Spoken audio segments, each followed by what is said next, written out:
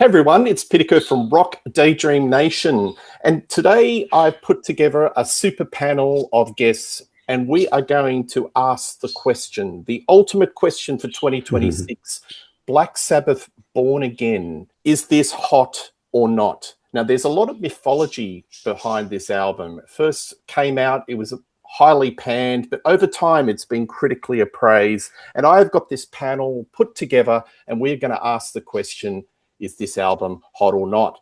Michael Ladano from Grab a Stack of Rock, and you may have seen him on The Contrarians. Welcome to the show. Brandon Battick from Disturbing the Priest. Welcome to the show, and Contrarians.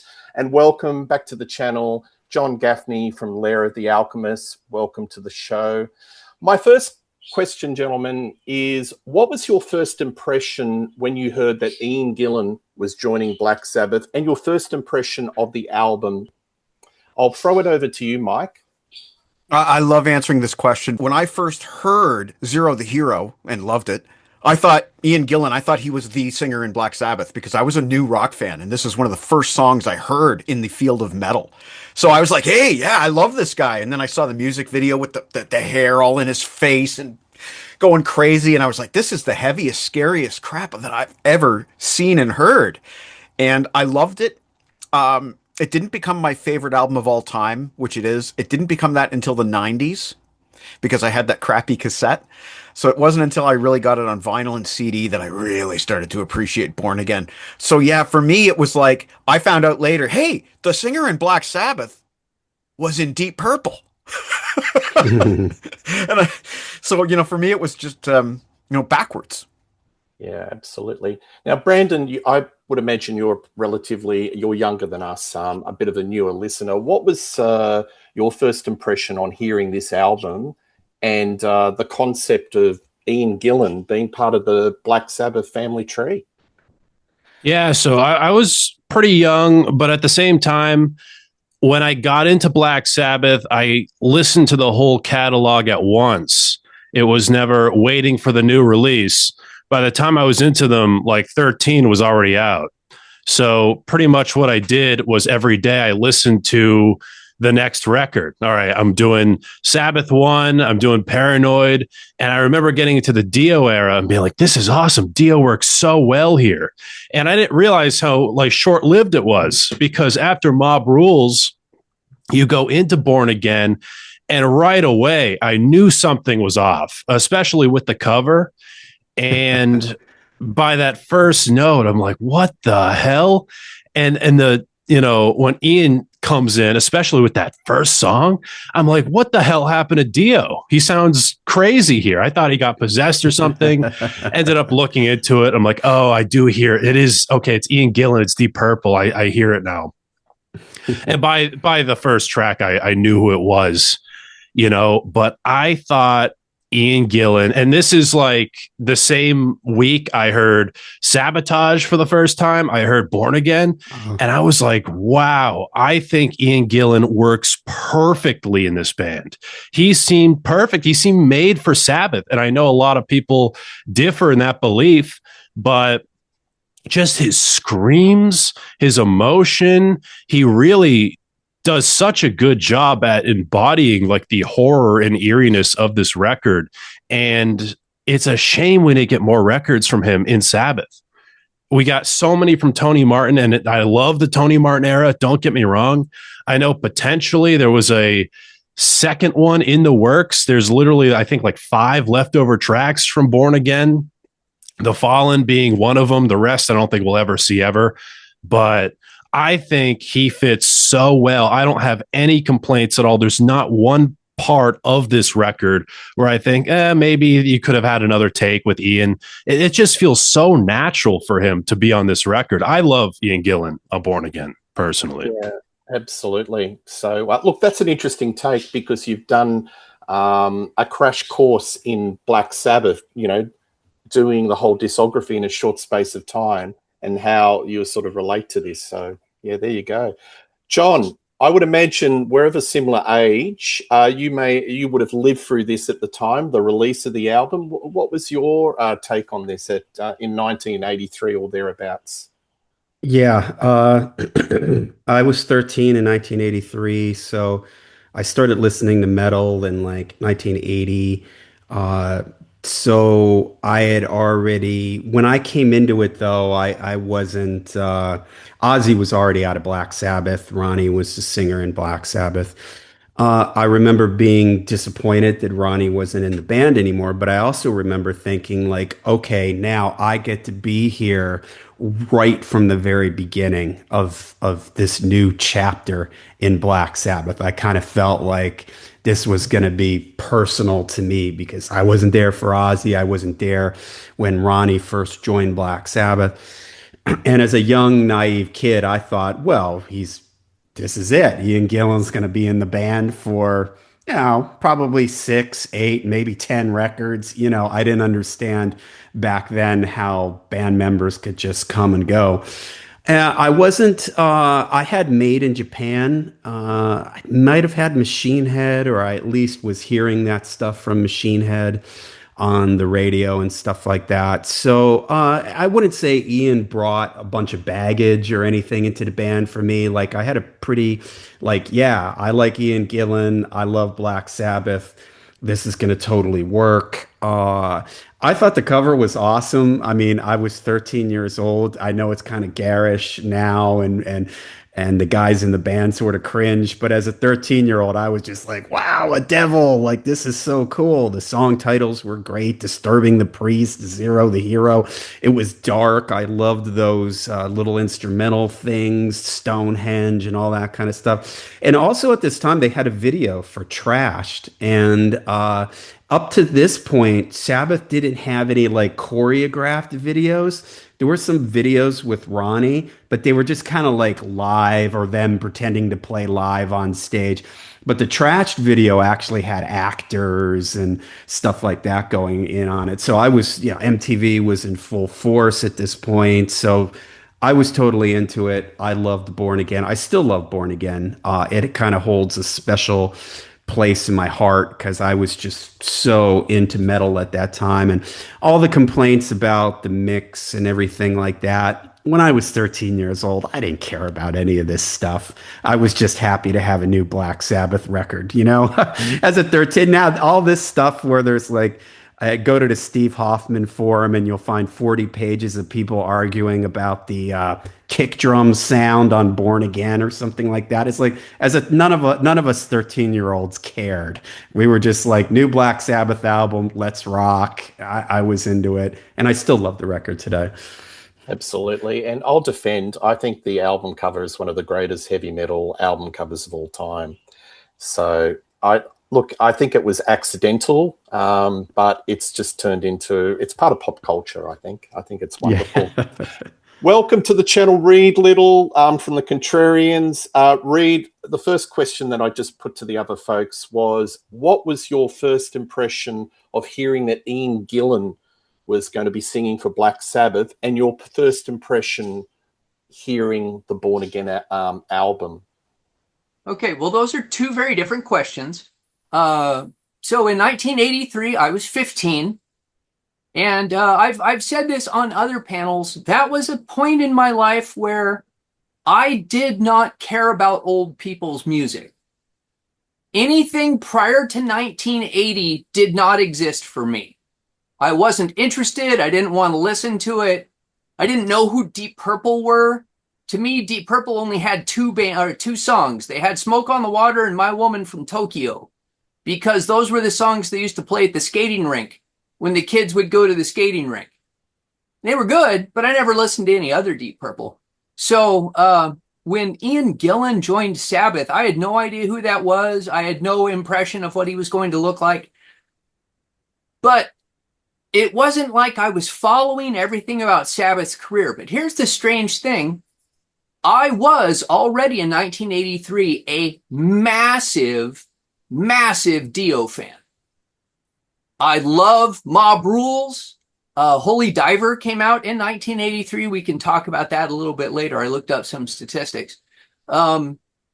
So when my friend, I was in a very small town in Montana. So I literally could count the number of people who listened to heavy metal on like one hand. And I had one friend who bought everything semi-metal that came out. So he told me, hey, there's a new Sabbath album that I got. I was like, oh, great. Wow, didn't Dio just put out his own album? What's going on? I don't know that if he got it when it came out, but so I went over to his house to listen to it, and you're going, oh, well, this clearly is not Ronnie James Dio. I don't know who the singer is, but his vocal performance on the album is ferocious. And I know that he gets some hate from some quarters because of his lyrics. And his lyrics, I'm sure we'll be talking about those as we go. Very, very different than Ronnie's lyrics. Very, very different than Geezer's lyrics. Some of them really fit the album. Some of them I think are a little off in tone. But you can say, no matter what he says now, joined the band when he was blinding drunk or whatever and doesn't remember agreeing to it, he is not phoning in his vocal performance on this album. He is killing it. And I think it has some of Ian Gillan's best recorded vocals are on Born Again. So I don't remember thinking, boy, this album sounds terrible. Like John was saying, I don't think any of us paid that much. When you're a teenager, you're not really paying that much attention to the bass frequencies and whether it's got enough treble and mids. You just, my friend Jeff had a very nice sound system. He was one of my few friends with a job, and he spent all of his money on audio equipment. So he had this massive stereo in his room, and he would put that thing on, and it would rattle the walls. They're doing all those sub frequencies in their little instrumentals. And then it comes in with Ian Gillan's, like, that unhinged scream he does at the beginning of Disturbing the Priest. And I was like, wow, what the hell am I listening to? And then he showed me the album cover. And I didn't know what to think. Because, and I've mentioned this before, I grew up in a very, very conservative, very religious household. And if I had walked in holding an album with a demonic baby on the front of it, with song titles like Disturbing the Priest and Digital Bitch, that would have gone right into the wood-burning stove that we use to heat our house, and I would never have been allowed to buy another album. So this was the album that I had to hide from my parents. This was just as the Satanic Panic was getting kicked off. And there was a real cultural stigma against this sort of thing. I know in England, they're all like, it's all just fun, tongue in cheek, and they're just taking the piss. Parents did not see it that way in 1983 in the United States. A lot of parents were deathly afraid that listening to heavy metal music was going to turn their kids into Satanists. So, I couldn't keep a copy of Number of the Beast, like Iron Maiden's Number of the Beast. Oh, no, that would have I would have been grounded for months for owning that album. I still remember when my mother found my copy of Live Evil and how she freaked out. So, it was, I never listened to it out loud because I was like, my parents can't handle this. I was not the kid who wanted to be all rebellious and different. I listened to what I loved, but I would put my headphones on and listen to this album. But it took me right from the very start, although there was a lot of it that I was like, should I be listening to this? Is this actually evil? I don't know. Yeah, absolutely. I appreciate that. I can say something. In high school, we had scripture classes, and there was a big thing in the 80s about backmasking. If you rewind songs, it's like satanic messages. And I distinctly remember one of the slides was this album. This is evil, came up. Look, I remember this in the day. I'm a huge Deep Purple fan. I grew up with those Deep Purple albums, got into Black Sabbath a little bit slowly, and it blew my mind that Ian Gillan had switched and was part of the Black Sabbath camp. And I remember reading the reviews in the day, and they were scathing. What do we call this? Do we call it Deep Sabbath? There was nothing favorable. But I've always found that this album was a bit of an underdog album. And I think I always like the underdog sort of element, or whether it's a movie or whether it's music. Why are people panning this? And over time, I can see that the dial has shifted on this album. The barometer is it's quite, it's a lot of people rank this album very highly over time. And I think a lot of people shared that same view. From that first listen, when I heard the muffly bass, the drums, and that really banshee, satanic screaming of Gillan, I was absolutely sold. And I've said it to you, Brandon, on another episode. Every time I go to the cabinet to get a Sabbath album, I'm always, I go Aussie, Dio, and then I go, oh, sorry, Born Again. And I put it on. I'm obsessed with this album. And that's why it's a pleasure getting you gents on this show to just let's have a bit of a yak about it. Now, what I'm going to do is I'm going to start off and we'll go around the grounds and we're going to focus on some of the signature songs. And then we'll pick a song each from the album that we haven't covered, and you might want to showcase why that's a special song to you or something you want to spotlight. So I think the first song that I'd like to spotlight is the opening track, Trashed. And you might want to share some thoughts on that particular song and taking it from there. So, Mike, Trash, what do you think of this song? It always shocked me as a kid because, he's blatantly talking about drinking and driving. And even when I was a kid, that was still a huge no-no, right? And rightfully so. So I was kind of shocked. I felt like, Reed was talking about hiding this album from his parents. I felt like this is a song I don't want my parents to hear. And then at in the chorus, ooh, Mr. Miracle, save me from some pain. I thank you, Mr. Miracle. I won't get trashed again. And even as a kid, I felt like, well, that's kind of, he's not being sincere. He doesn't believe that. He doesn't believe in Mr. Miracle. I felt like this is just him being like, all right. Anyway, I love the song though. Like, I thought it was just a magnificent song musically. I didn't like the lyrics. I still don't particularly like the lyrics, even though I think there's some funny lines in there. Peter and the green fly laughing like drains inebriation. I love that. I know Martin Popoff has used the phrase that Ian Gillan writes in English as a second language. I think that's cute. I like that. I like that. Yeah. And Trash is full of those kind of lyrics. And, of course, there's certain things in there that are, true to life. The ladies at the Manor, they were recording there at the Manor.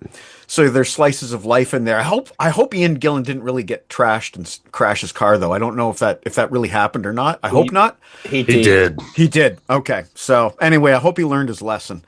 But musically, it's such a huge song for me. You can really hear Jeff Nichols' keyboards backing the riff, on that bum bum ba-na-na-na. You can really hear Jeff Nichols backing the riff and making it more full.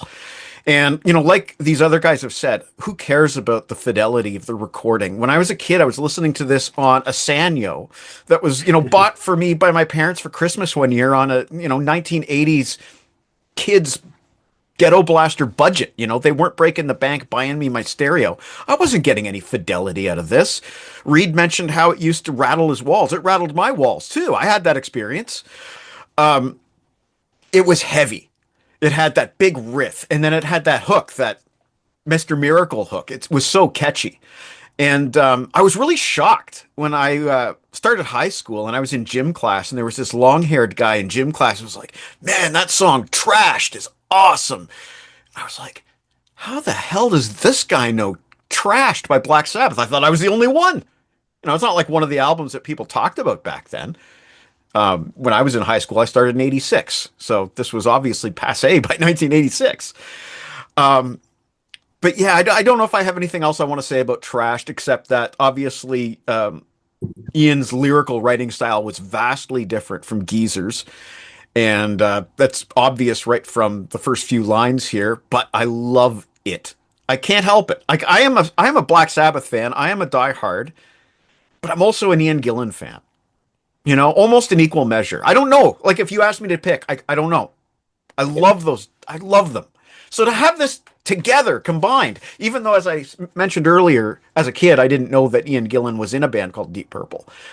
As an adult, to hear my favorite things, it's like that commercial on TV. Oh, you got my chocolate and my peanut butter. No, you got my peanut butter and your chocolate. Who cares? It's awesome. This is my peanut butter and chocolate right here. That's all I have to say about Trashed.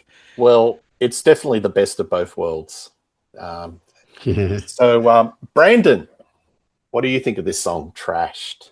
Yeah, the opening track, and yeah, I remember hearing it for the first time, and the production was noticeable to me right away. And I'm like, we're in new territory here for Black Sabbath.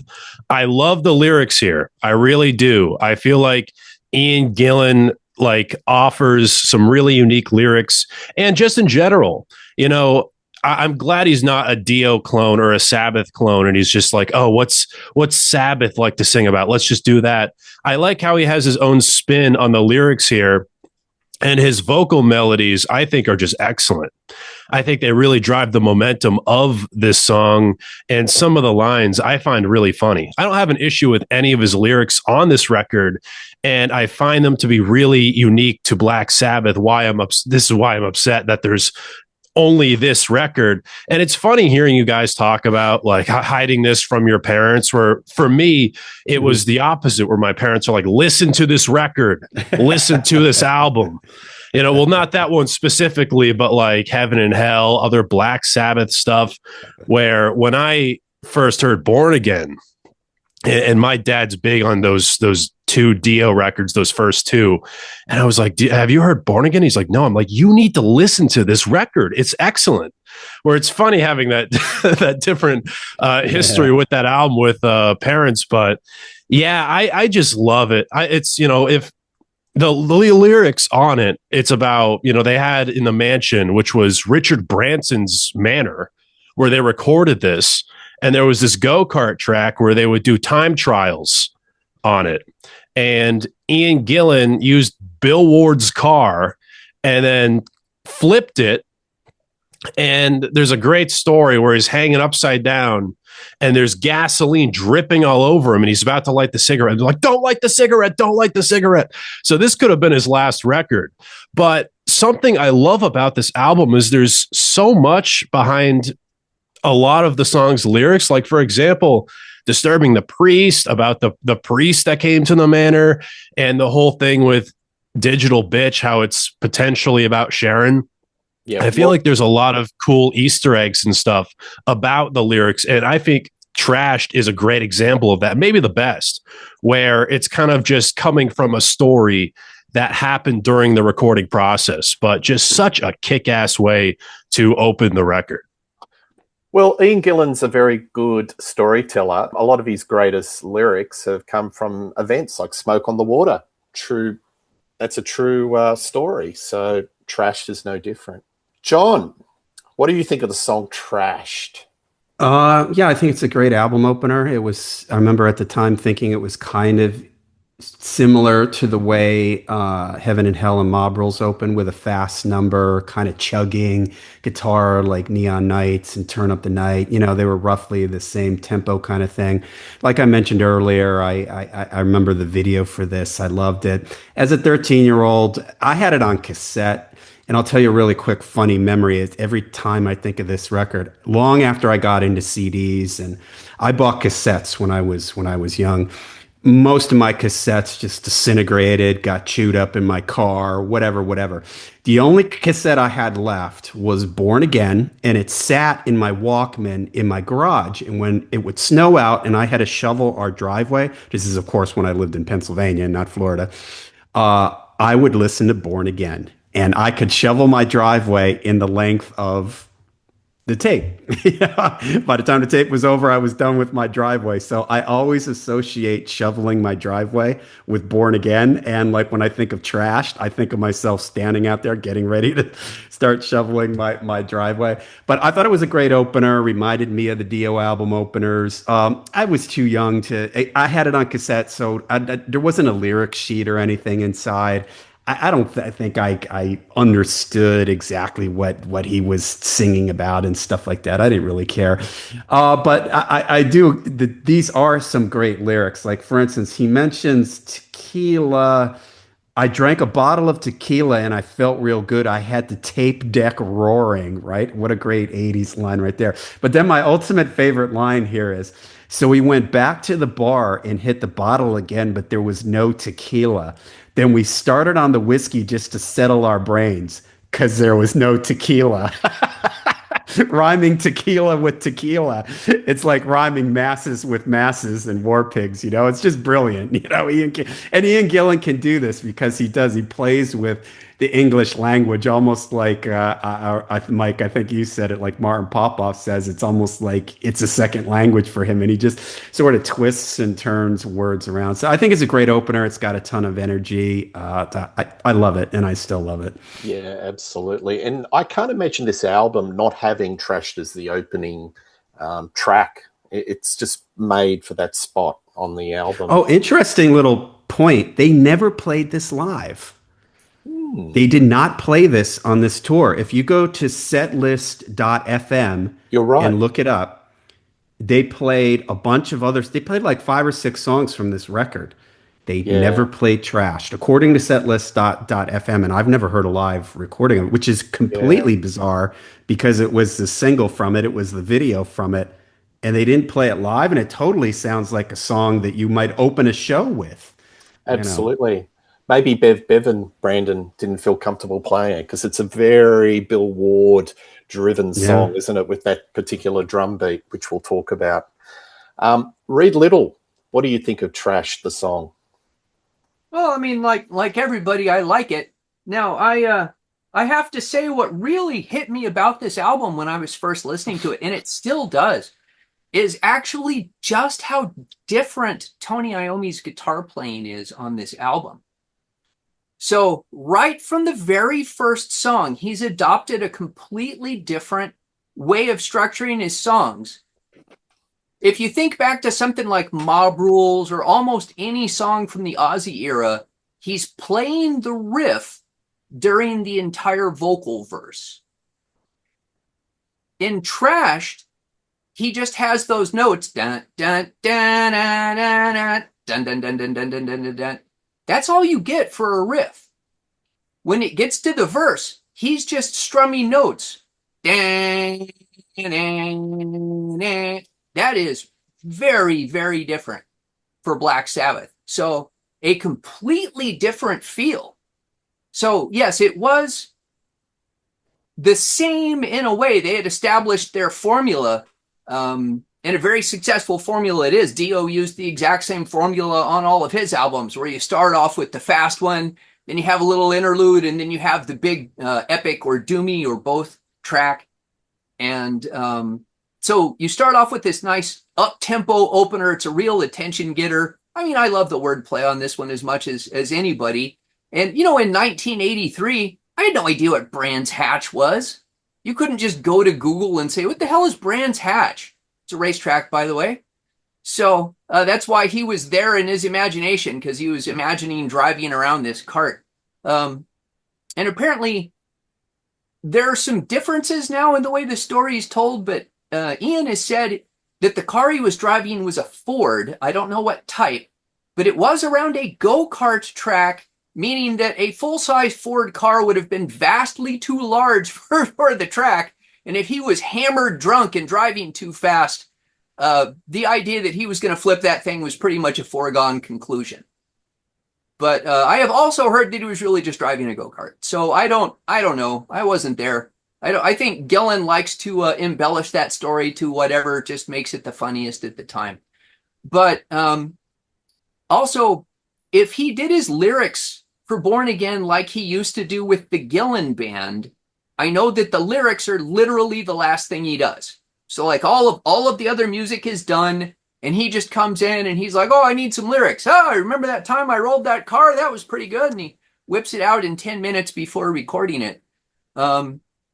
So he did that even with Purple. He did that like on the Gemini Suite. He wrote his lyrics like half an hour before the concert. Black Knight. Yeah, I believe that. the concerto that was done. You know, John Lord went to him and said, "What about the lyrics?" And he goes, "Oh, I better get on with it."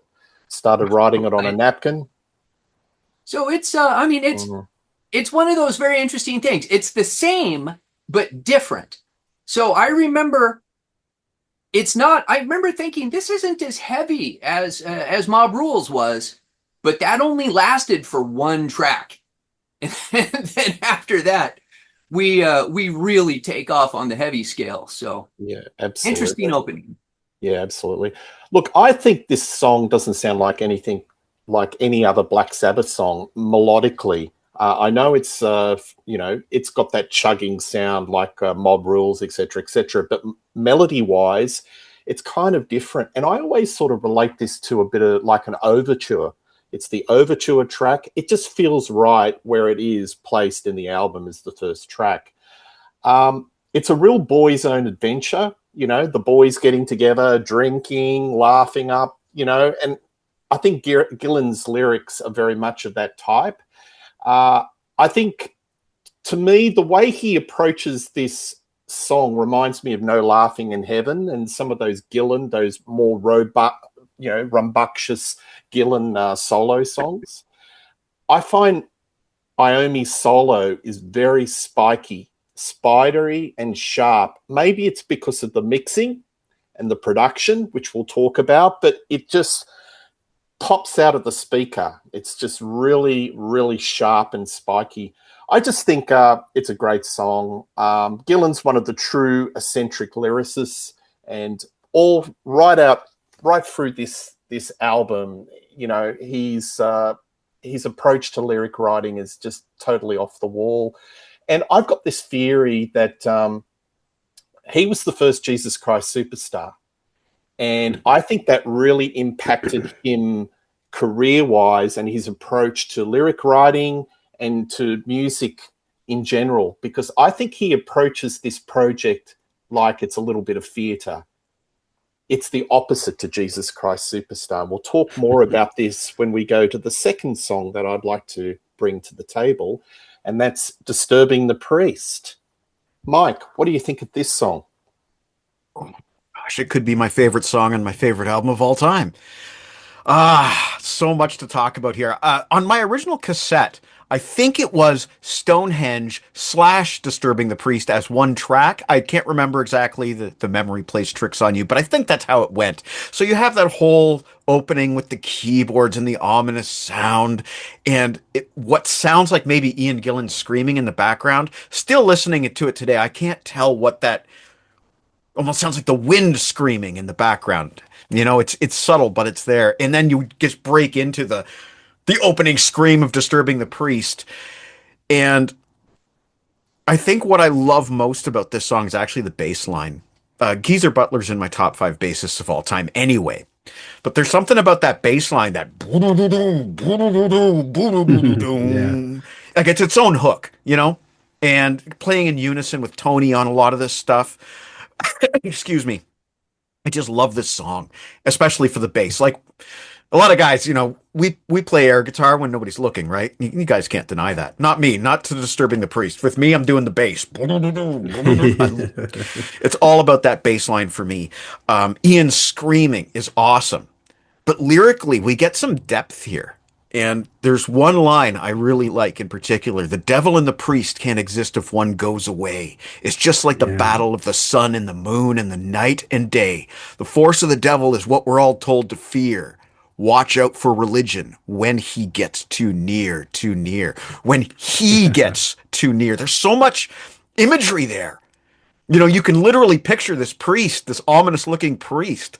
Watch out for religion when he gets too near. And again, like Reed, I'm growing up in like a Christian household, okay? So this is cutting edge for me. This is like, whoa, I can't believe I'm hearing what I'm hearing here. Like when he says, the devil and the priest can't exist if one goes away. I was like, whoa, this is nothing like what I was taught in school. I was taught in school that good will prevail. So there was a lot to chew on here lyrically for me.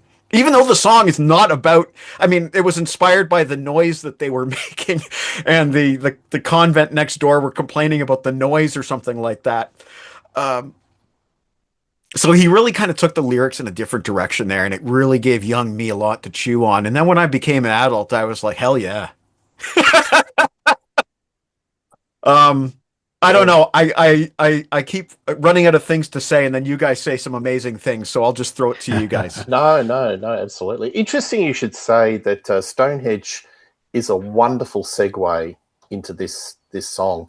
And to me, Stonehenge is one of the more disturbing songs in the album. It's just the keyboard washes from Jeff Nichols are so ominous.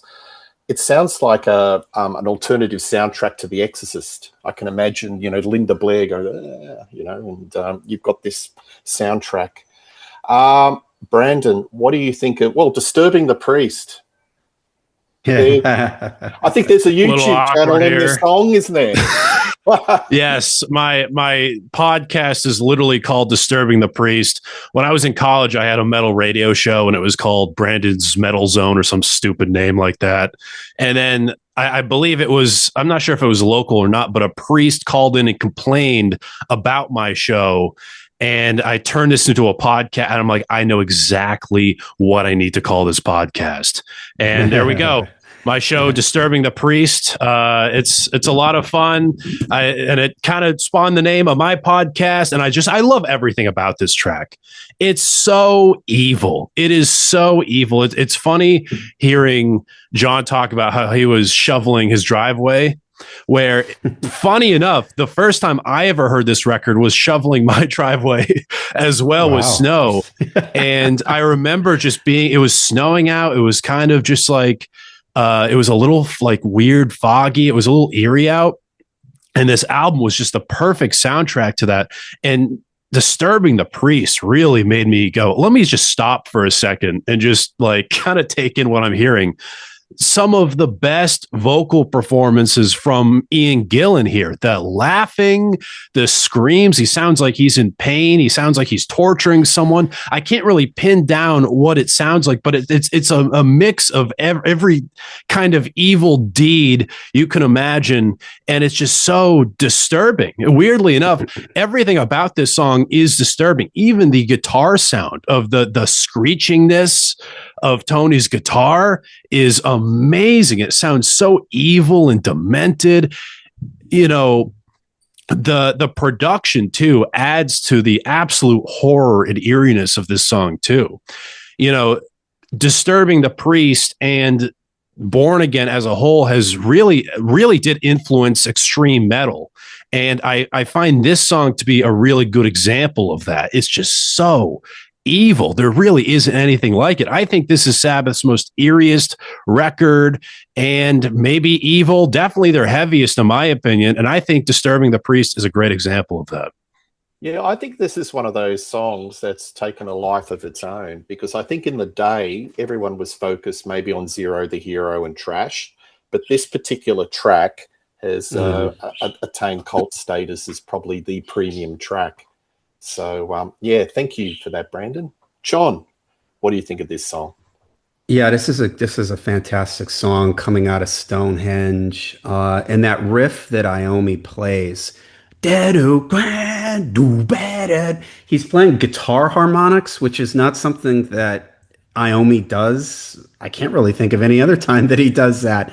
And it reminded me a little bit of Randy Rhoads used to do that a lot. So as a kid, I was like, yeah, this is just so heavy and demented sounding. Gillan just wailing his brains out. Mike, you mentioned that the devil and the priest can't exist. That's spotted. The way, like the music underneath that, there's like this like bubbling. I don't know if it reminds me a little bit of Sign of the Southern Cross, with that bubbling sound underneath. I think it's on Geezer's bass, some effect on Geezer's bass. There's just like this like underneath it, and like these sounds kind of coming in and out. It's like really, really creepy and strange. A couple of us have already mentioned our religious upbringing having an effect on us. I was raised Catholic. I think I want to do a video at some point and have people that were raised religious like I was to discuss how much of an impact. Because seriously, I truly believe that the fact that I was raised like in a strict Catholic environment, Catholic school, all that kind of stuff, that had an effect on it. It made stuff like this appealing, and it made it sound even scarier. The other thing I'd say is that Gillan does a really good job of uh, he was able to write lyrics that fit with Black Sabbath, but not it doesn't sound forced. Whereas I love Tony Martin, but on the Headless Cross album, it kind of feels like he's playing to the choir a little bit, and the lyrics are a little bit forced with the devils and stuff like that. But Ian manages to do that without sounding cartoonish or anything like that. You know what I mean? It does. He sort of put a creative little spin on these things. And you're talking about stories, trashed. He wrecked a Bill Ward's car. The story goes with this, that there was a monastery or something nearby and they were complaining. So that's where he came up with that, disturbing the priest. So I think it's really cool the way Ian was able to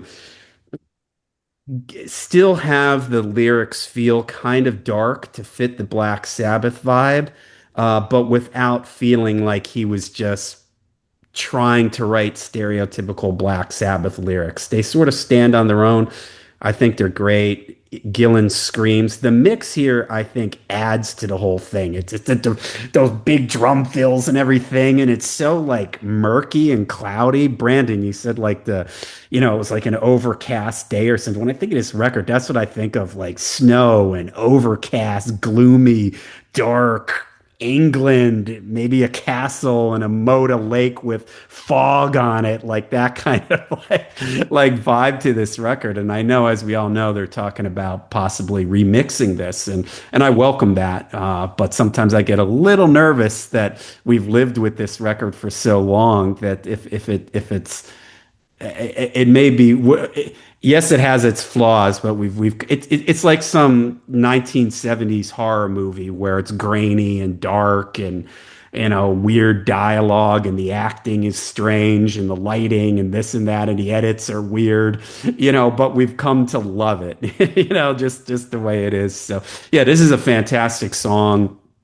Kind of like everybody else said, Trash, Zero the Hero. They had videos for those. Those are the songs that maybe people would most likely recognize. But this is one, when you talk to Sabbath fans, they're always like, yeah, Disturbing the Priest, man. This is one of the better, if not best, tracks on the album. Yeah, it's one of the signature tracks. Rumor has it why the tracks sound so muffly was the master tapes were left on a console and they overheated, and the actual tapes got a little bit baked. So see, I've heard, as we were talking, damaged it. I just looked on Wikipedia, and there's a quote from Iommi talking about this from his book, where he says Ian Gillan blew out the tweeters in the speakers. I heard in the that studio, too. which doesn't make any sense, because if he did that, they would have jacked the treble up on it, because the tweeters would not have. So I think this is just one of those cases of, in the world of Black Sabbath, stuff like this happens all the time. They didn't know how the inverted cross got in the first record. Sabotage, that was a dress rehearsal. They didn't know how that became the album cover for Sabotage.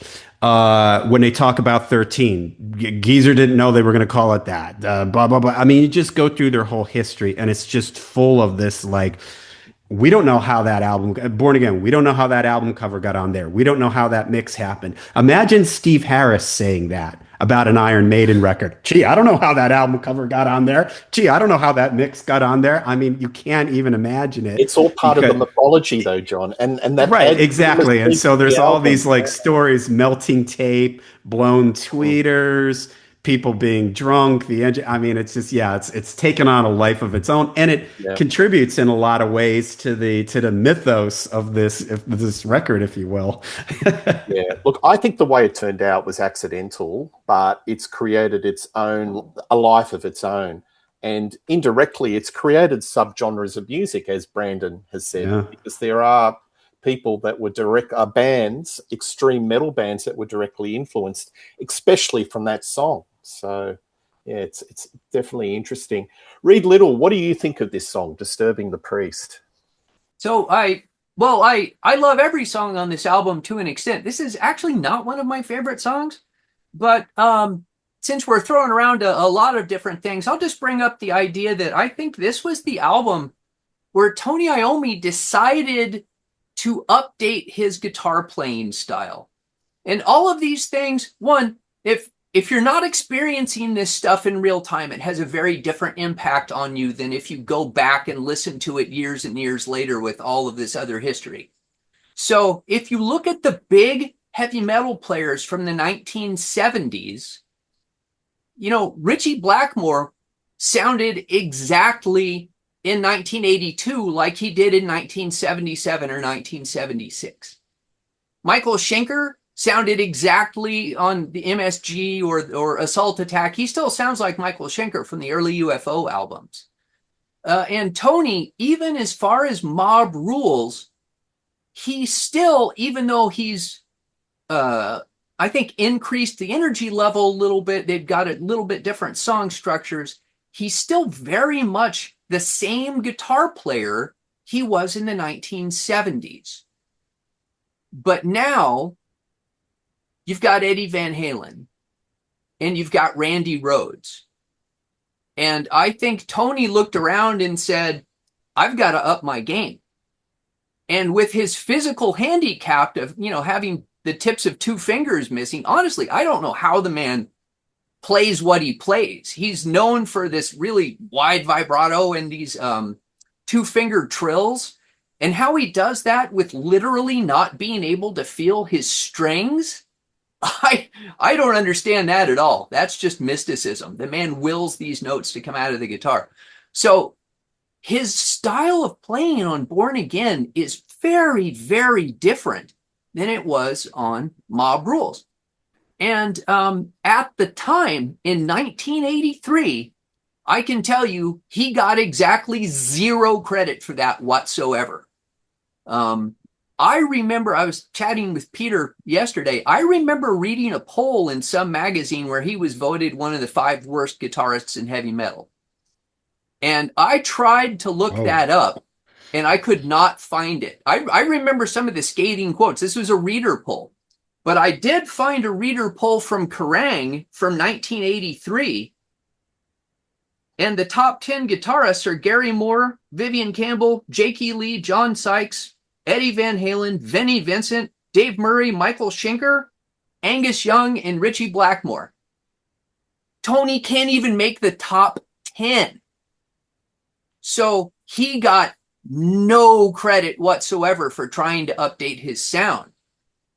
But now I find it fascinating because I think from this point forward, Tony becomes a very different player. He is, even though he'll always be called the godfather of the riff, as he moves into the Tony Martin era, he definitely is less riff-oriented and becomes much more about soloing. And on this album, in some of the later tracks that maybe we'll talk about later, his solos are fantastic. I mean, sometimes people talk about Tony like he's a slow player, and I'm like, are you listening to the same solos I'm playing? The guy's wicked fast. I mean, he's not Yngwie Malmsteen. You know, he may not be Eddie Van Halen, but he is a fast player. He could play fast, no problem. So you really get that again. Starting off with Trashed, I'm like, oh, this guitar sound is very different. Oh, and my other moment. So I've said before, Mike, I don't remember exactly what context it was, but we were talking about Mob Rules. One of my favorite metal moments of all time is when they change from EV 5150, which again, that just spells evil. You know, part of it in Roman numerals, part of it not in Roman numerals. So that's evil. And then you change into Mob Rules. So you've got that Jeff Nichols keyboard noodly thing. And then you go into da-na-na-na-na-na-na. So when they start in with Stonehenge, I'm like, oh, I know where this is going. This is going to be awesome because they're going to kick in with this guitar part and it's going to blow my head off. And instead, it kicks in with Ian Gillan shrieking.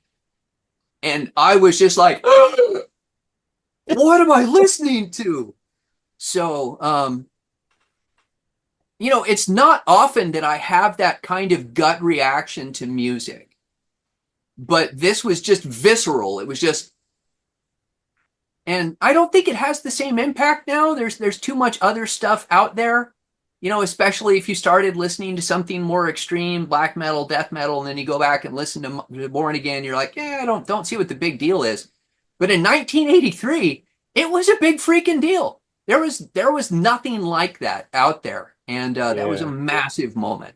And I think a lot of people use this as their starting point and then went to King Diamond and Merciful Fate. I mean, there's a lot of artists that just mined the dynamics and the mythology of this particular album. But Yeah, if you listen to Morbid Angel's first record, they try to embody so much of the atmosphere from Born Again, I found, and just so many early death metal records. Yeah, absolutely. I'll say it again. I think that Ian Gillan's playing a character, and he's being the anti-Jesus Christ superstar. So I think he's, you know, that was such. I mean, that album went to #1 in America. He was the first Jesus. That soundtrack sold millions all around the world. And if it wasn't for Jesus Christ Superstar, I don't think In Rock wouldn't have had as much of gravity in regards to sales, impact. But I think what he's done is I'm going to play a character and I'm just going to do the opposite to what I did with that Andrew Lloyd Webber, Tim Rice musical. I think this is one of Gillan's greatest vocal performances. I did a show on Rock Daydream Nation with my top 10 Ian Gillan performances, and I picked this one as one of my top 10.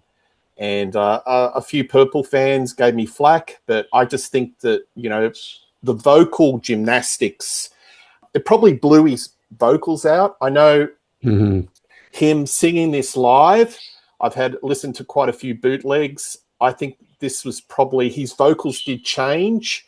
It did probably damage his vocals. He wasn't looking after himself.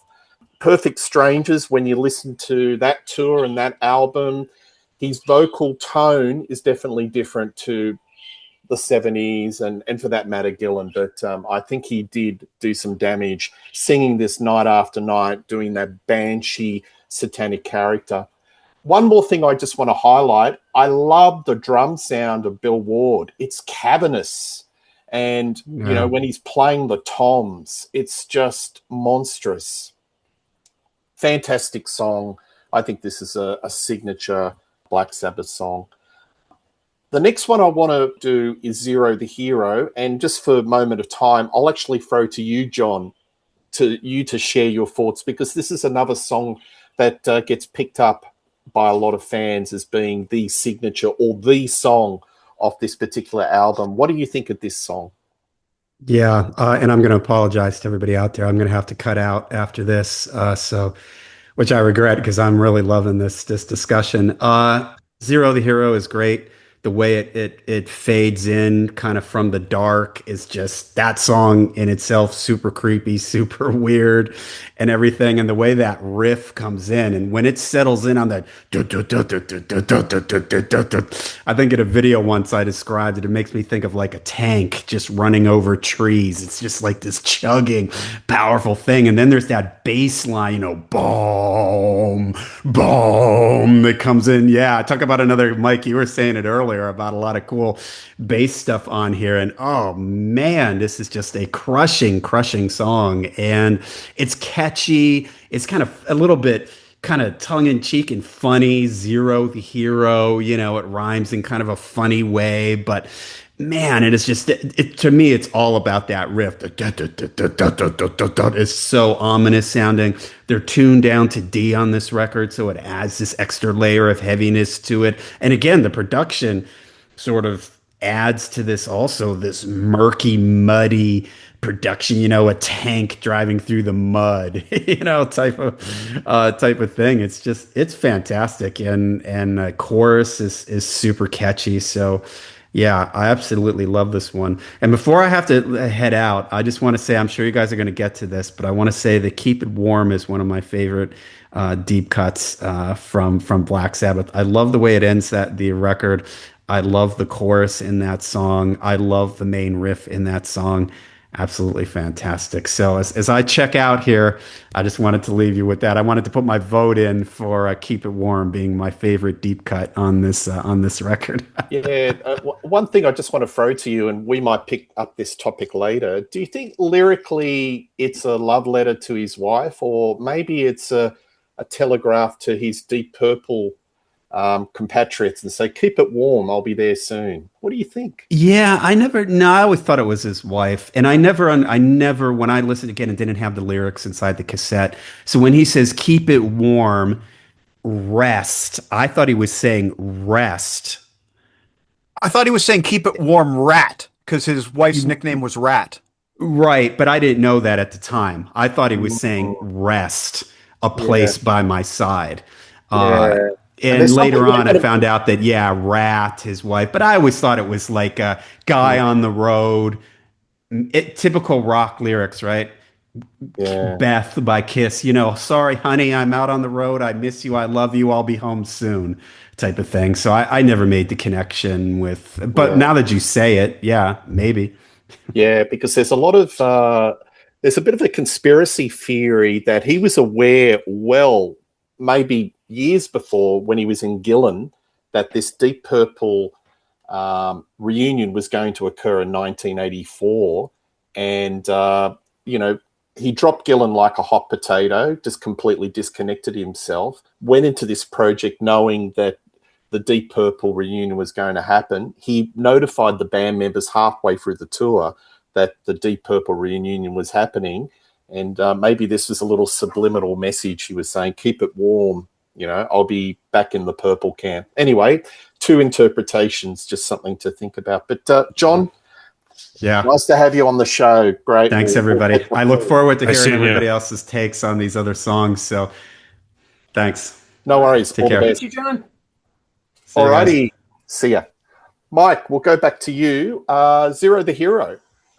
Okay, so the song that was probably my introduction to Black Sabbath, probably the first Black Sabbath song I ever heard. And, like many kids of the 80s, tape trading, that kind of thing, you hear about these things word of mouth. And my buddy Bob was always had his finger on the pulse of what was new. He says, you got to hear this song, Zero the Hero. And then that chorus comes in. What you gonna be? What you gonna be, brother?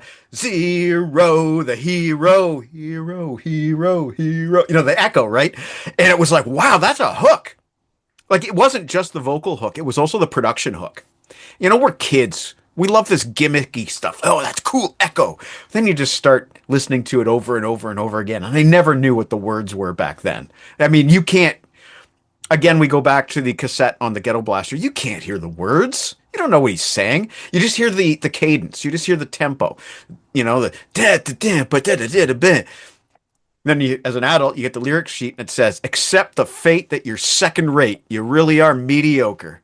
Oh my God. It's all served up on a gold-plated plate. So, there's so much. There's vicious stuff in these lyrics. I don't know who he's talking about. Well, sorry? It's contemporary lyrics. I think he's got so much bite. There's a little bit of social commentary underlying the lyrics on this one, I think. I think you're probably right. I think he's probably thinking of specific people when he's talking about these Zero the Heroes. Absolutely. I don't know who these people are, but, he's clearly... I also love that line, gold-plated plate. Again, we're talking about that Ian Gillan, the way he twists words, mixes and matches words, gold-plated plate. Only Ian Gillan would have said that. But then we also have that riff, the dun dun dun dun dun dun dun dun. It was one of the first songs that really made me want to bang my head, like literally bang my head like this. It just had that rhythm. And you know what it reminded me of? It reminded me of when I was a younger kid, listening to classical music and listening to John Williams movie soundtracks, and there would occasionally be these heavy parts where there would be like bum ba da dum, and this Black Sabbath stuff was resonating with that inner child. We're hearing these massive musical things that are making me physically want to move. And then we get to the guitar solo, and it's a nice long guitar solo, and I think it's one of Iommi's finer solos. It has a lot of different hooks in it, and he composes these solos. He composes the solos just like he composes the songs and the riffs. But there's that whole section in the second half of the guitar solo that's very melodic. And then he goes into the derriere, derriere, derriere, derriere repeating part. The whole solo is great, though. I love it. We talked about Bill Ward. His drums are a big part of the hook in Zero the Hero. He's doing this thing during the hook, and it's very cool. Didn't know that wasn't him in the music video. Didn't know they had already replaced him, and it was Bev Bevan in the music video. I did wonder why the drummer looked different, but being a kid, I just assumed he got a perm. And John talked about music videos. He saw Trashed as a kid. Trashed was never played in Canada when I was a kid, but Zero the Hero was. And I've never seen a music video that terrified me more than Zero the Hero. Like, seriously, it is a creepy video. It has a little bit of everything in it. It has like a Frankenstein.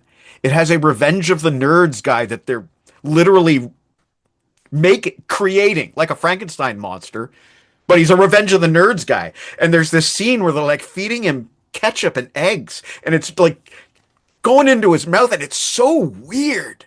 And you're like, you kind of want to laugh because it's a nerdy guy that's in this video, and it seems like it should be funny, but it's not. It's just weird and disturbing. And there's another shot of a horse backing down a staircase that's also really freaky and disturbing. It just has like a satanic kind of feeling to it. And as I mentioned at the beginning of the show, you also had Gillan with the hair. You can't see his face. No, and he's doing this. And there was something just so forbidden, to make a pun, forbidden about that video, and in turn the song. And yet it was the opening door for me. This is Black Sabbath. And I had no idea about the massive discography before this. I just knew that Black Sabbath were heavy metal. Heavy metal was what I liked. Therefore, I should really give this a listen. And that was my introduction. I must have been 12 years old. Yeah, absolutely. Well, I think it's a top 5 Black Sabbath riff, and I think Slash from Guns N' Roses agree because he cribbed it. Yep. There you go. Yeah. Brandon, over to you, mate. Yeah, I love this song so much. I love the misdirection of this record too. Reed touched on it a little bit, especially Stonehenge going into Disturbing the Priest. It almost feels like a jump scare, where this song, you see it coming from a mile away. It does the opposite, which is almost scarier, how it slowly fades in. And it's such a monolithic riff that even when it's so turned down, you feel the weight of it. And it almost feels like you're in danger listening to that creep in. It feels like a demon slowly coming out of your speakers. It is so terrifying, which is why I love it so much. This is maybe the heaviest Sabbath song ever, from the drumming, from Tony Iommi to the vocals, to the melodies, to that solo too, the da-na-na-na-da-na-da that you mentioned earlier, but which almost kind of mimics the main riff of the track, but that just palm muted riff is so monolithic, so monstrous. I love it. The lyrics too are incredible. The whole line where the heroes sit by the river with a magic in their music as they eat raw liver. I remember hearing that line for the first time, being like, that is awesome. I was so sold on this song instantly. And I feel like this album is full of surprises. And at this point of the record, you really don't know what's coming next, especially Trash, Disturbing the Priest. It's like, who, and this is just, they throw the heaviest song at you. And I was in love instantly. I really have noticed that I've said this before, that Ian Gillan really does embody the horror and eeriness of this record. But I also have to admit, everyone else does too. Tony Iommi's guitar solo on here is like creepy, and it sounds like it's in pain sometimes. The riff is scary and intruding, and Bill's drumming is excellent on here too, and adds to the weight of the song. I believe this is the first album, the first Black Sabbath record, or I guess record, that he recorded sober. And I think it shows. He sounds excellent on here. And Zero the Hero, that riff, and yeah, sober. Well, he did fall off the wagon like right after the recording, which famous enough, you know, why they got the new guy and everything, but excellent song. Just one of my favorite Black Sabbath songs, a top 10, probably. I think the heaviest thing they ever wrote. Can I tack on yeah. one observation real quick? I forgot to mention this. We talked about the riff, but there's more than just the riff. There's that weird part at the beginning where it's like, Yeah. what is that? Like, how is he doing that? I figured he's pulling on a whammy bar, maybe, but I don't know. That it's Peter used the word spidery earlier. That's very spidery. That and you hear Ozzy doing stuff like that in some of his music too. But wow, that part combined with the riff, wow. So scary. It just adds to the horror of that song. It's like someone screaming. Love it. It's top 5 Iommi riffs of all time, seriously. Yeah, and I agree with you, Brandon. I cannot think of a heavier Sabbath song. Dio, Martin, you go for Buried Alive, Dehumanizer, maybe close, but no. Yeah, I know. No, not as scary, not as impactful. Dehumanizer is an angry album. It's very sharp, but this is like heavy, gnarly. It's like primal. I don't think Sabbath has ever got ground-based primal, because I mean you're literally listening to, it's like an army from hell spewing forth from the ashes, and it's just rolling. I love that tank and analogy that John did. It's just rolling. It's like crushing you. It's so ahead of its time too. And if I can just say this real quick, I feel like what makes this so ahead of its time is because bands like Electric Wizard would later like pretty much embody a song like this. And we're talking like the 90s, like the mid to late 90s here. And when stoner doom metal really took off, where this is like, it's crazy when this came out. It's so ahead of its time when you look at all of stoner doom, and like even when you look at traditional doom at this time, they weren't even touching anything close to this. Excellent stuff. Yeah, I think this is where black metal, stoner, doom, it all collides. All worlds collide, and you put it in a mixing pot and you get this. Anyway, enough of my yakking. Over to you, Reed Little. What do you think of this song? I think I hate going last in these discussions, but it's okay. Got to keep me on top of my game, even though people keep stealing things I'm going to talk about. I got more. So this is easily my favorite song on the album. I mean, by a mile, it's my favorite song on the album. And one thing always occurs to me when people talk about the riff on this album is that they're missing something. There are 2 riffs in this song. So, Trashed, no real stereotypical Iommi riff. Disturbing the Priest, no real stereotypical Iommi riff. Then we get to Zero the Hero, 2 riffs at the same time. He's going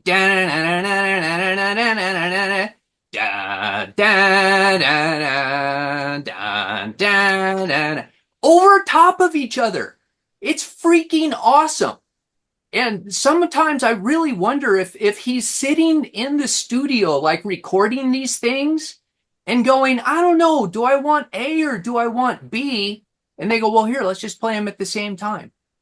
And, in the 70s, he would play 2 solos, like 2 completely independent solos, and then run them both into the same track, which is, you would think that would be completely chaotic, but somehow it works. No one does that except Tony. And this song, that's what makes it so crushingly heavy, is because you have 2 riffs going at the same time. And then the lyrics are scathing. There is no way that Ian Gillan wrote this about some nebulous concept. He wrote this about somebody. I don't know who. Theories over the years are he wrote it about Ritchie Blackmore. He always had an out for Ritchie Blackmore. Well, you kind of hope not, since he's about to join a band with Ritchie Blackmore again, although we know that didn't go particularly well. Went well for a little while, and then they started butting heads again. At the time, people said it was Ozzy, but Ian doesn't have the history with Ozzy that the rest of the band has, so I find that really hard to believe. Or that it was the members of Gillan that he had kicked to the curb so that he could join Black Sabbath. And there was some real bad blood between a few of the members of Gillan and Ian after he left. So, I mean, I don't know.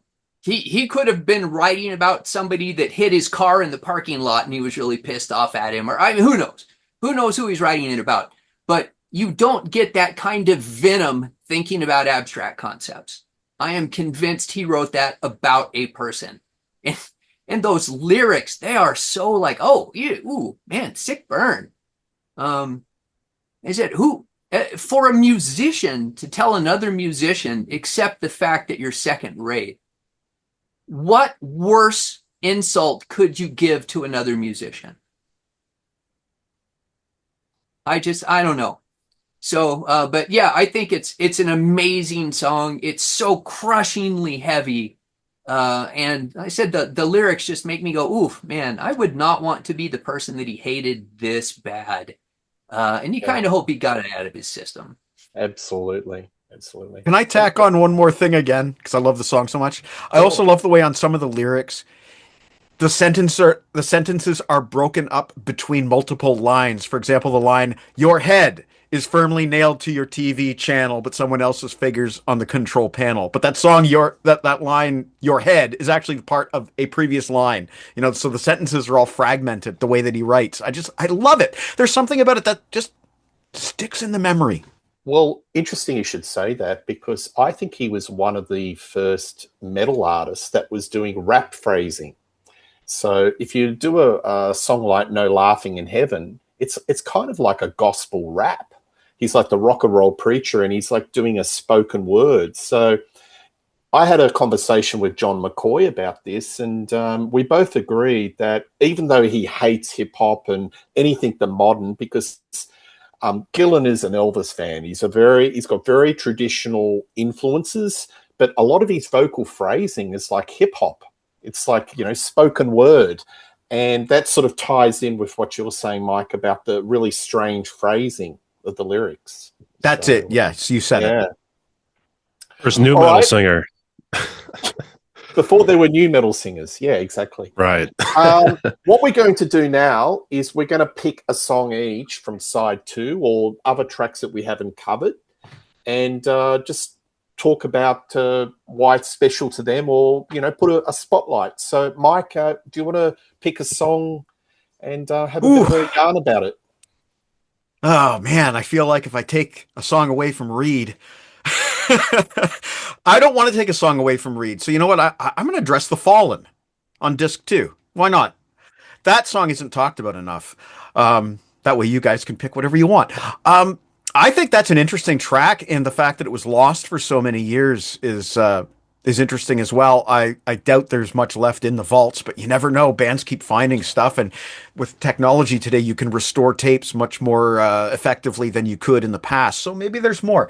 But there's an interesting Iommi riff there that doesn't sound like Tony Iommi.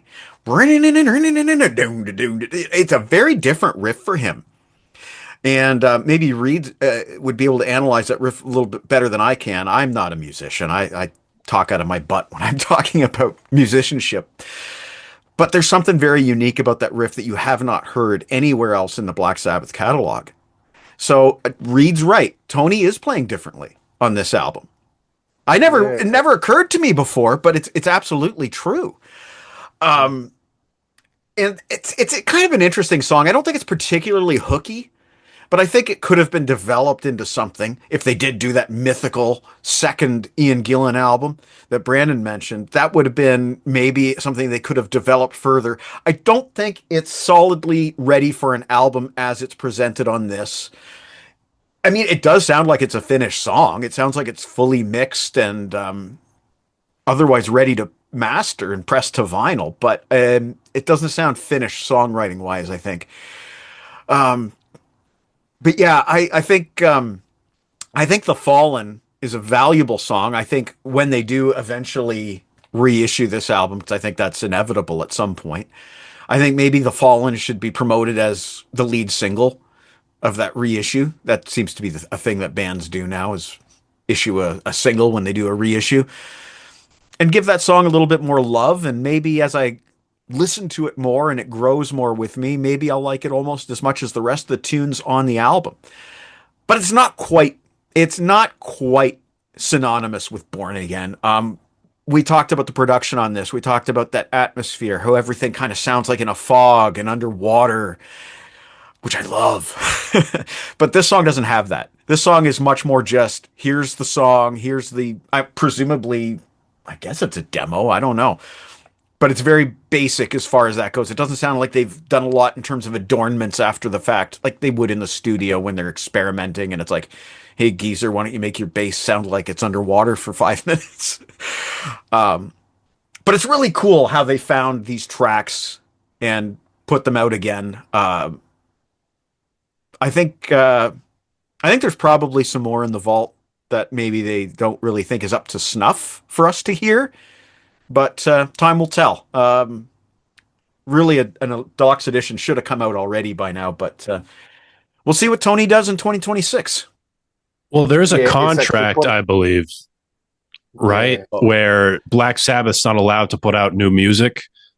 So I feel like The Fallen will never be released. I know was the whole issue with the whole Earth, the Lost Tapes thing. Yeah. There was a lot of I'm not sure if you know about that, but I think that goes under the same issue as The Fallen and a few more of these tracks that are unreleased, is that they can't put them out. I know Tony Martin also wanted to put out some other tapes of, other takes of Tony Martin tracks, but can't do it. There's some legal tape there. Yeah. So rename the band Born Again. I don't know. Right. Maybe get around that. But you are right. And it's 2027. I think Iommi came out and said it's not 2026, but in 2027, he's going to be looking at the Born Again. So can't wait. Yeah, look, it keeps getting pushed out, but I just sooner rather than later. Brandon, song that you'd like to spotlight?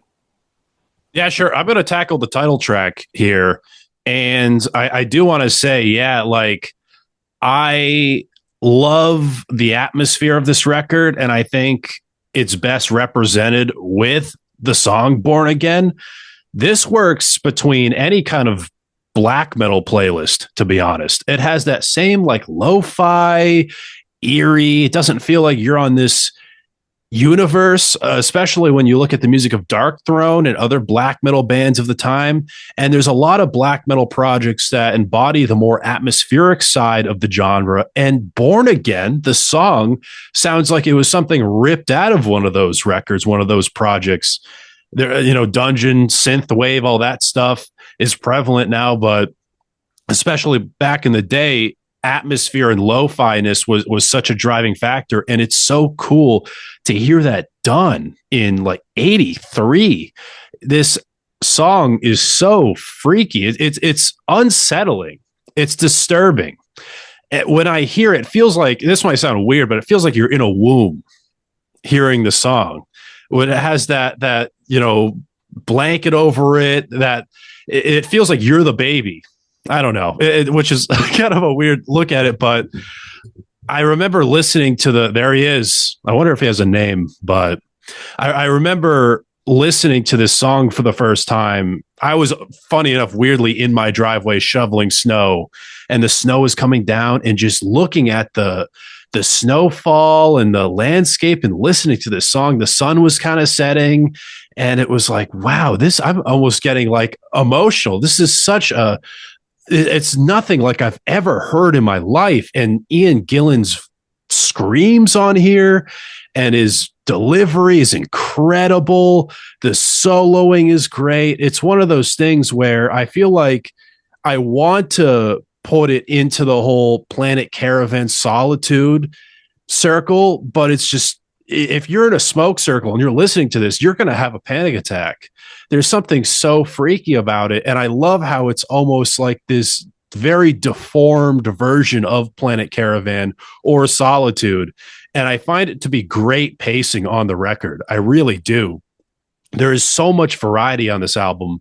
And the title track is just so, I really do like it. I feel like not a lot of people talk about it when it comes to the track list, but I really, really do love the slower and moodier aspects of Born Again, the song. Yeah, I've always felt it had a kinship to Wasted Sunsets by Deep Purple on Perfect Strangers as well. That slow blues. Although the That's a Black good Sabbath point. the Black Sabbath song is obviously far darker and everything, but I think there's a commonality there. Yeah, Yeah, I think the I see guitar that. tone is really thick on that particular song. It's just a thunderous guitar sound, and the payoff is the chorus. It's all very moody and slow, and then when it goes to "Born Again," it's like widescreen. You can feel that your speakers are getting a thorough workout. That's the payoff of that song. Amazing. I Yeah. got a question. I wonder what Richie Blackmore and the other folks in Deep Purple thought of this album when it came out. And I bet you hearing, Blackers never even listened to it. I bet they threw it out their car like Def Leppard.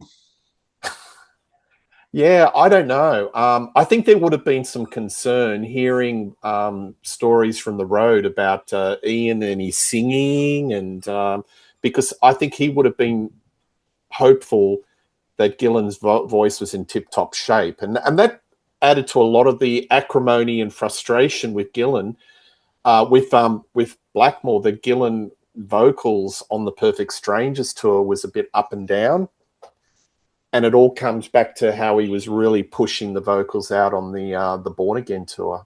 So yeah, interesting. Reed, what song are you going to spotlight? All right. So before we do song spotlight, I want to talk a little bit, if I can, a little album comparison, because 1983 was the year that Ozzy Osbourne, Dio, and Black Sabbath all put out an album. And as far as I know, it's the only year that all three of those artists put out an album. So you can compare kind of how they succeed. And interestingly, very, very different in the US versus the UK. So in the UK, Born Again goes to number 4. Huge success. It actually reaches number 39 in the US. It was a top 40 album. Not even number 39 on the rock charts, which is always a ghetto. Talking about the Billboard Hot 200. So very successful, but it never certified. Then you go to Bark at the Moon, only hit number 24 in the UK. But it hit number 19 in the US. So Ozzy's doing way better in America than Black Sabbath was. And Bark at the Moon eventually is certified 3 times platinum. So it certainly has longevity. Holy Diver reached number 13 in the UK. So not as good as Black Sabbath, better than Ozzy, but only number 56, the worst of the 3 in the US. But it was eventually certified 2 times platinum. So it had legs that Born Again didn't have. Just interesting. I think it's interesting to compare former Black Sabbath singers with their current output. Yeah. Well, if I could just say one thing, I think it went to number 4 in the UK, but the following year went down. So I don't think it was in the top 10, or it's sold by the bucket load in the UK. I think there was a lot of first week interest. I mean, Deep Purple singer in Black Sabbath, I've got to pick that up. And then when the word of mouth and the critics were scathing, it did do a big dive. But one more point before I go back to you, Reed. I am sure, I'm positive, if they recertified this album, it would be platinum in America, at least. It's Maybe. one of those albums that I think over time, I'd be gobsmacked if it wasn't, platinum. I think Especially with the reissue. Yeah. Well, I mean, you say that, but to be just completely blunt, I think that only people like us care. And if you're going to sell, I say this all the time, if you're going to sell platinum or multi-platinum on an album, you have to bring in an audience that wasn't there otherwise. But there's a lot of people like us, aren't there, Mike?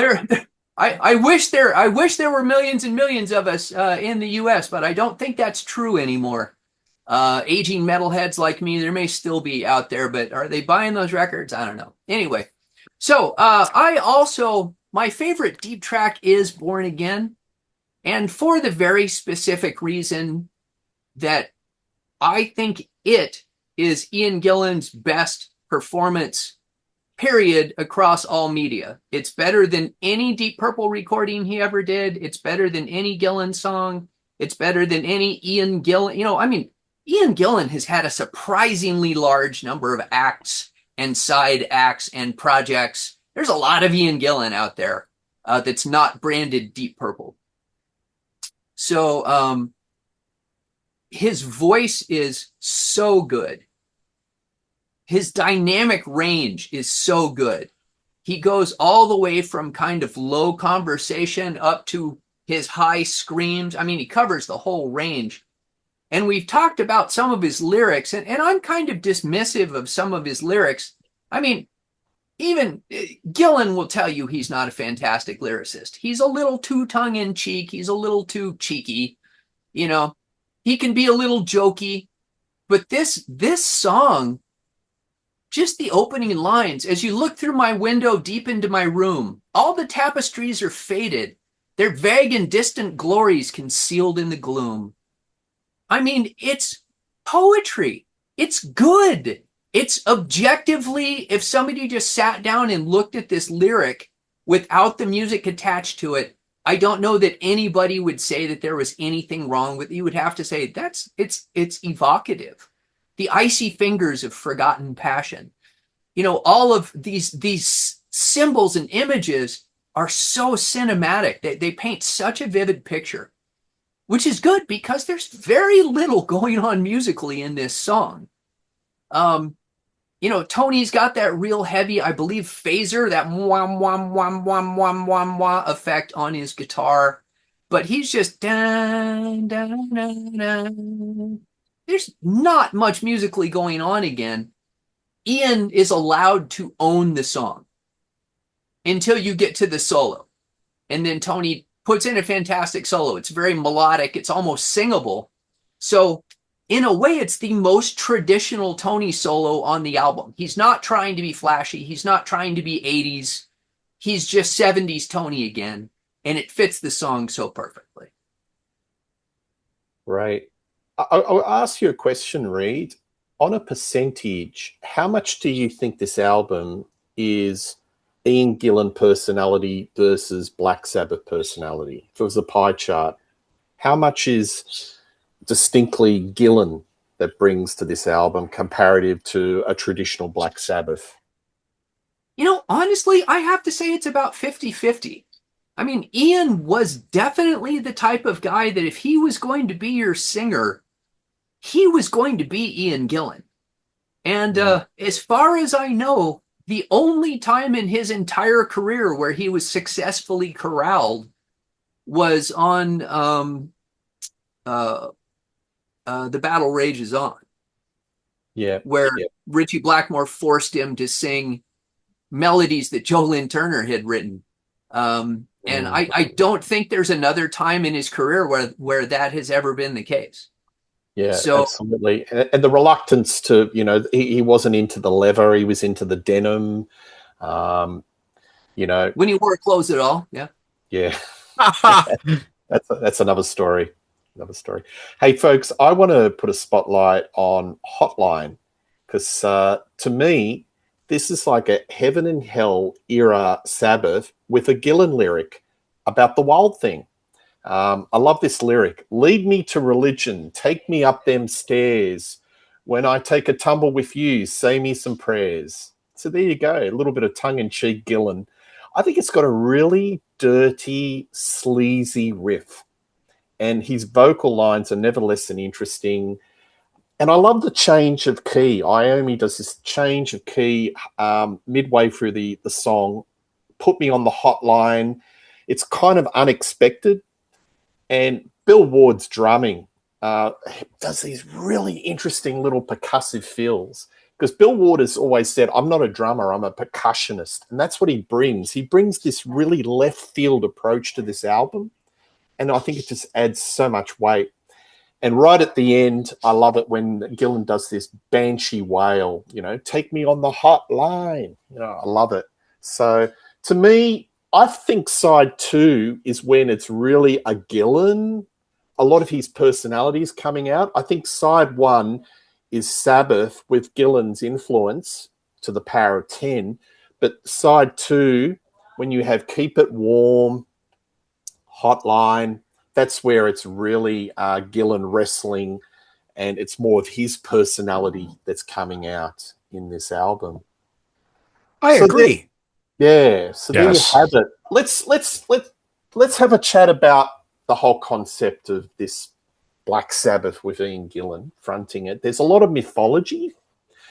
I think we're not going to rattle through the tour stories and the shenanigans. I think that's all out there in the press. We know about it. We know about Ian, fluffing the words and putting the lyric sheet on the floor of the stage, and the dry ice was covering up, and he couldn't remember the lines, and he was fluffing it. And it's been confirmed, Brandon, because we've heard the actual bootlegs, and he does fluff the lines. But we've heard the live shows. Gillan's singing Sabbath. Did that the traditional Sabbath, the Dio Sabbath, the Aussie Sabbath, was that a comfortable fit for him, or did it seem a little bit weird? And on the reverse, Tony Iommi playing the token Deep Purple song, Smoke on the Water. What did you think of that, Mike? Oh, I love Black Sabbath's version of Smoke on the Water. I mean, it's the kind of thing you have to do when you have a merging of worlds like this. Van Halen, they played only one way to rock. So, I think you had to play one token Deep Purple song, and I think it had to be Smoke on the Water because of that riff. If there's any riff that Blackmore wrote that could have been an Iommi riff, it's Smoke on the Water. And obviously they play it differently. Blackmore, I think he plucked the riff. Whereas Iommi plows the riff. So it's a different sounding take on the riff, but it's like, that's what you need. That's what you want to hear Black Sabbath do their heavy version of Smoke on the Water. And I know people kind of like, I don't know. I don't get that point of view. I think to me, you have to have an Ian Gillan representation in the live set list. I really do. Again, it's like the Van Halen, Sammy Hagar thing. Yeah. And I love when worlds mash up like that, when you get two worlds colliding and you get, again, the chocolate and the peanut butter. It's just something that tickles me inside. And did you like Gillan singing the Aussie Sabbath songs like Children of the Grave? Okay, Paranoid? So I've got a really dicey bootleg that's a common one called Black and Purple, and I think it was recorded in Montreal. Ian's voice is just not on spot on that bootleg. There's some live stuff here that's a little bit better. There's not enough of it. But I don't know. I always felt that Sabbath with Ian Gillan singing live was a little bit of a disappointment. Not because of fluffing lyrics or anything like that. I don't care. It's about how you deliver the song. And I don't know. It didn't click with me so much. I don't think there's anything wrong with it. It's just not clicking with me. I do like on the one bootleg I have when he's singing Heaven and Hell. he kind of almost just stops worrying about enunciating words. And it's kind of like when he sings, "The less that you give." He is singing "You're the Taker," but it just comes out more that he just... Yeah. And I love it. You know what? Here's an analogy for you. When Faith No More covered War Pigs, and Mike Patton, instead of singing the words, just starts going blah blah blah blah blah blah blah blah. To me, it's like, yeah, if it's all good. If you can't remember the words, just scream and cover it up. It's a little bit of smoke and mirrors. What about you, Brandon? What do you think of the singing the traditional Sabbath songs and the Smoke and the Water? Because I think you've got a slightly different take on that, haven't you? Yeah, I'm not crazy about the Smoke on the water thing, because I feel like it just puts another wall up between Ian Gillan and Black Sabbath. He's not just the dude from Deep Purple who's subbing in. Like, he is Black Sabbath singer, and I wish they embraced that instead of being like, well, hey, it's the Deep Purple guy. We got it. We're doing Smoke on the Water. I really don't like that. It is cool that it happened, because just to hear Tony Iommi, do the riff like that, it's cool. It's cool to have it, but in retrospective, I would have preferred any other Sabbath song or something out Born Again to sub in for that. I feel like it does kind of waste a spot in the set list. Now, when it comes to Ian Gillan covering Black Sabbath and Dio, now Dio is a whole nother story when he does Heaven and Hell and all that. But I think when it comes to just to hone in on the song Black Sabbath, I think Ian Gillan is almost up there in terms of quality in his delivery of the song Black Sabbath with Ozzy Osbourne. I know that's a little bit of a hot take, but I think when he sings those traditional Black Sabbath Ozzy songs, I think he owns them.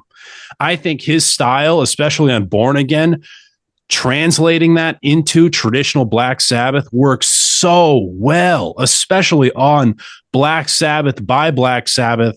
It's like Born Again-ified, and it just works so well with his screams and the amount of emotion he puts into it. It's cool because he really cares about the whole Ozzy thing of embodying the lyrics, but he also has that Dio like ability to really have some like technical ability with his singing and not just kind of just be a dude singing who can't really sing, even though Ozzy is one of my favorite singers of all time, one of the best frontmen ever. But I think he's a perfect mix between Dio and Ozzy, and I would have loved to see him stay with Sabbath for another tour. It's crazy. This whole era just came and went so fast. But oh my God, some of those bootlegs, him singing the song Black Sabbath. I've converted a few people where people are like, you're crazy saying that. And then I send it to them and they're like, I see what you mean. But I think him singing traditional Black Sabbath is incredible, is amazing. But yeah, I love Ian Gillan. I think he's great in Sabbath. Yeah, absolutely. And that tour did quite well. A lot of testimonies from people that went and saw the show. They loved it, and it did quite well. So as I said, it was definitely locked in stone that Perfect Strangers, everyone was in lockstep. Come 1984, everyone was going to, Gillan was going to join Deep Purple, and that was the end of that era of Black Sabbath. So there you go. Reed, what do you think of Gillan singing the Sabbath and vice versa, Black Sabbath covering Smoke on the Water? Well, I have to be a little bit circumspect because I haven't heard it. Okay. So I can only talk about the concept of it. Like my version of Born Again was too old. It didn't have the live tracks. I hate bootlegs. I am so anti-bootleg. I just think they sound terrible. They just kill my enjoyment. So I either want a professional sounding product or I don't want to listen to it at all. And I know nowadays you can get very good quality sound off of the soundboard, but during the 70s and 80s, that was definitely not the case. So I will talk instead about the concept, and I love the concept of it. And even, Tony Iommi says, I don't understand why people complain about Smoke on the Water. They loved it when we played it live. So when people complain about it, they're not complaining about the actuality of it. They're complaining about their internal image of how they think that should come across, right? And it's just like, if I had a nickel for every person that told me, oh, Dio was great, but he sounded terrible singing those Ozzy songs. And I'm like, I can't agree with that. Dio sounded magnificent on those songs. Did he sound like Ozzy? No. He was a better singer than Ozzy was ever in his entire life. But he owns that material. You can tell Dio, the glee with which he sings those old Ozzy songs, he just is totally into it. So I have no problem with that. If as a fan, I would wish they picked a deeper cut than Smoke on the Water. It's a little obvious. They could have gone with something that would be a little bit, even something like Black Knight or, you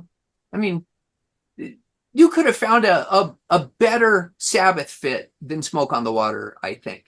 Yeah. But it was definitely a song that everybody knew. Well, I think that Gillan tackles those Sabbath songs with aplomb. I love Children of the Grave. Rock and Roll Doctor, not one of my favorite songs, but he does that pretty well.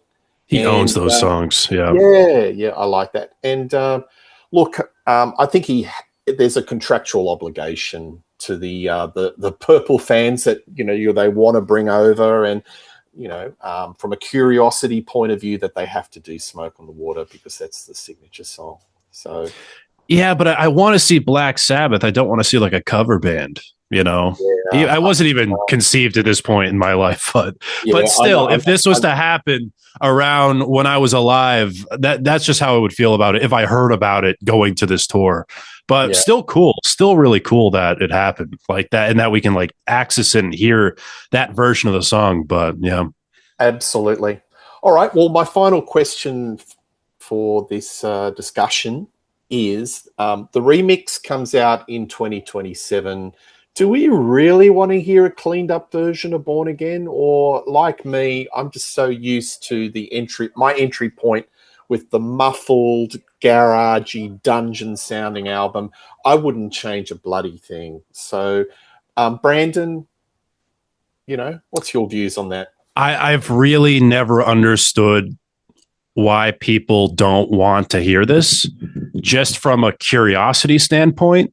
Because just to hear how it was originally supposed to sound, well, of course, since it's remixed, it's not like it's the original, like how it's originally supposed to have sounded. But Tony Iommi has a lot to work with, and I'm into it. I want to hear it. I also just want so many people I know to just shut up. I have so many friends who I've recommended this album to who are more into classic rock that just the second the needle drops, no, thank you. It sounds awful. No, thank you. Where it's like, okay, listen to this version. Even though it's not my favorite version, listen to this version so you can see what I'm seeing. That's why I want that mix. The fact that anyone's like, well, like I understand. I don't never see a point in my life where I'm preferring any other mix of this record. I really don't, because it's so ingrained into my mind. And I feel like this album, the sound of it was almost like baptized in hell, and it fits so well with the material. Where a remix, a box set, I am so into. You can have the original album, you can have the remixed, you can have some of the demos in there, you can have a live record. But give me, like, I will give you all my money. I want that so bad. There is so much to be desired for this era of Black Sabbath. It came and went so fast, and we got two sides. That's it. So I'm into it. Give everything, hand it all over. I'll give you my whole paycheck. I want that remix. That's how I feel. There you go. You heard that, folks. Brandon. Reed. So it's all about the execution, right? I mean, I love the concept, but most of the time, I will say, I hate paying for music multiple times. It bothers me. If I already own something, I'm like, do I really need to buy this again? But sometimes remixes can be fantastic. The boxed set that had the 4 Tony Martin albums, fantastic. David Coverdale redid a bunch of his songs. He put out the Red, White, and Blues albums, like 3 different CDs that was just different songs. And like he took the songs from the 1987 album and stripped away all of the, or not all of, but a lot of the reverb and harmonizing on the guitar, and suddenly everything sounded clearer. I mean, it was much less 1987 sounding, but you're like, oh yeah, that's a definite improvement. So I think it is possible that it could be great. It's also, I mean, like Bill Ward, I don't remember which song it was now, but he says he recorded, a bunch of different instruments, and you can only hear a little bit of that on the final mix. So even if all they did was take it and mix the percussion back into it, that would give you a completely different texture of music. And I would like to hear that. Now, unlike Brandon, I don't want to fork over my cash for it, but I will, because it's Black Sabbath and I'm a completist. Yeah, well, me too.